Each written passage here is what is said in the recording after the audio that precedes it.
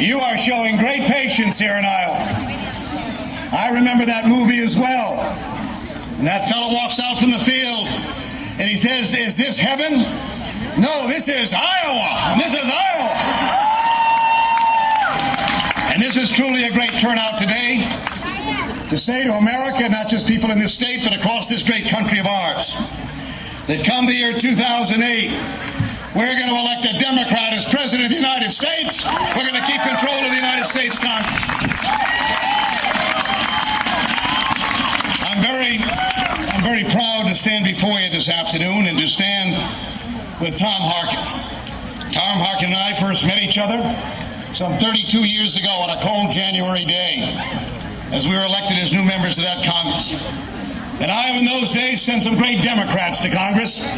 Berkeley Bedell, Mike Lewin, John Culver, Dick Clark, Harold Hughes, great Democrats. And in 2006, of course, you followed up by sending, of course, Dave Loebsack and Bruce Braley, and keeping Len Boswell there, putting Chet Culver in the governor's office, and taking back the legislature. Iowa is blue again. Thank you, Iowa, for doing that.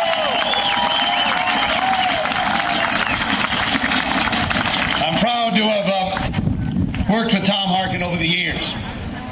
He is an enduring presence in this state for 32 years, and his record on behalf of the people of Iowa and the people of this country will remain strong for years and years to come. On every single issue that Tom Harkin has been involved in, whether we served in the House of the United States Senate together, I've been proud to stand with him. When Tom Harkin fought for the Americans with Disability Act, when he stood up and fought to make sure that special education would get a better hearing, I was proud to stand with him. And when he stood with me, when we wrote the Family and Medical Leave Act, when we fought the illegal wars in Central America, when we fought to see to it that this country would get back on its feet. Thank you, Iowa, for giving us Tom Harkin. And I'm proud to have worked with him over the years.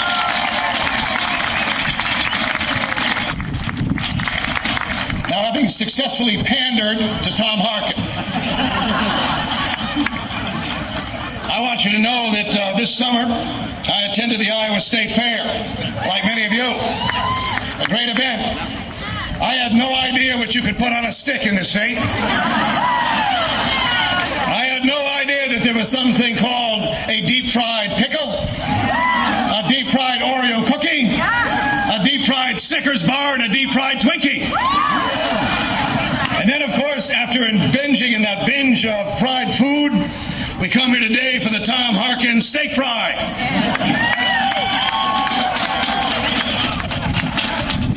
This is the same man, by the way, who has offered the Better Workforce Environment Act on eating and the Better Lifestyle and Eating Act in the United States Congress here. It just goes to prove the point. You can take the boy out of Iowa, but you can't take Iowa out of the boy at all here, Tom Harkin.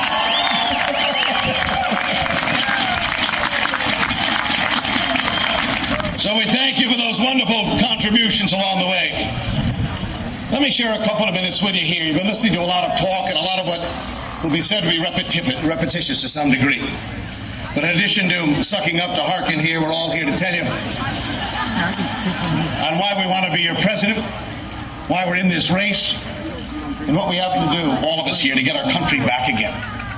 Like many of you, I'm angry.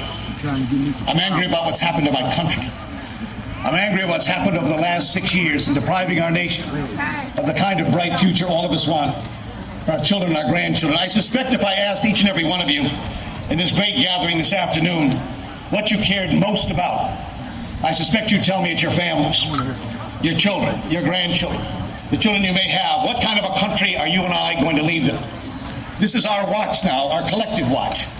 The responsibilities of leading this country, of making sure we regain our footing at home and our moral authority around the world, will depend not only on the leadership of our country, but also on each and every one of us. Some 40 years ago, I joined the Peace Corps. I've been asked a million times, why did I do that? I did it because an American president asked me to. There was a time in our country not long ago when we invited our fellow citizens to be involved in issues larger than ourselves. I belong to a generation that joined VISTA in the Peace Corps, went into the military, worked in the civil rights movement, because there was leadership that asked us to make a difference for our country. Compare that, if you will, 6 short years ago, in the wake of 9/11, when an American president was asked what Americans could do to get us back on our feet again. His answer was to go shopping. Think of the difference. Think of the difference. How far we have come in 40 years. Let's get back to America, where we each and every one of us, be involved in things larger than ourselves to make a difference in this country. Not long ago, I was on a flight sitting next to a woman who we were talking about our country and talking about its future.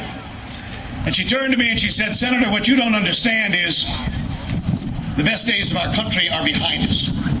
I can't tell you how angry I got, but even angrier the more I thought about it, because I think too many Americans may agree with her. I don't know how you feel, but I'm standing before you today in Iowa as a candidate for the presidency because I want my country to have a better future than a past. I want my children to grow up with a brighter future than what they're going to have if we don't put our act together here and make a difference in our country. I'm the father of 2 very young children, as many of you may know. My daughters are 6 and 2 years of age.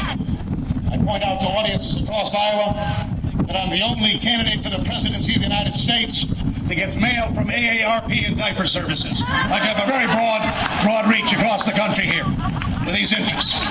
And my daughter Grace celebrated her 6th birthday 2 days ago. She was born 48 hours after 9/11.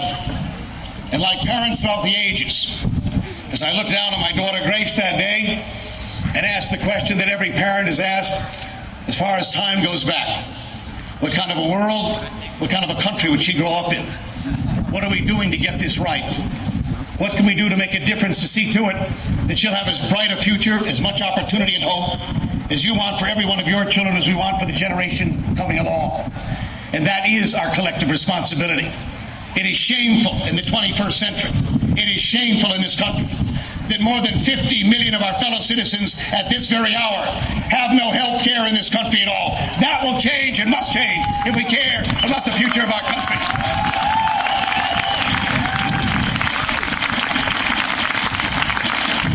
I'm angry, as has been said, about the loss of jobs in our country, the quality of education, the fact that we're far too dependent on others for energy resources, and that we haven't grappled effectively with the needs of improving our environment. These and many other issues. We all have outlined various ideas, many of which you've heard this afternoon. What the specifics we offer here. But what also is necessary in all of this is the experience and the background to know how to bring people together. We're gathered, most of us here today, as Democrats, hoping, of course, that we'll win your support in the caucuses come January. But every single one of us knows as we gather here that the answers to these issues we confront will not be solved by one party. It'll take the ability to bring Americans together, people of different political persuasions and different ideas. I spent 7 years, went through 3 presidents and 2 vetoes to pass the Family and Medical Leave Act. I'm proud that 50 million Americans today are taking advantage of the Family and Medical Leave Act. But it took bringing people together. It took bringing people together. It means standing for principle and then building those relationships. We're not divided as a people. The political leadership spends its time engaging in those divisions. But I think most Americans have the same hopes and dreams that all of us have for our families and our future. And they want political leadership that knows how to do it.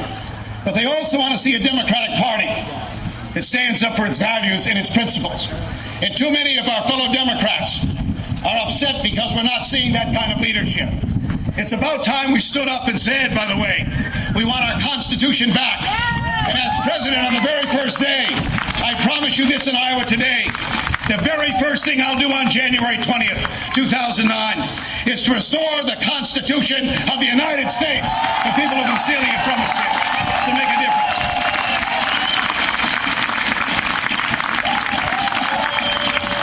And they see too many Democrats willing to go along and support warrantless wiretaps, or to support a Military Commissions Act, or to not stand up and lead when it comes time to say enough is enough on the war in Iraq. The first obligation of an American president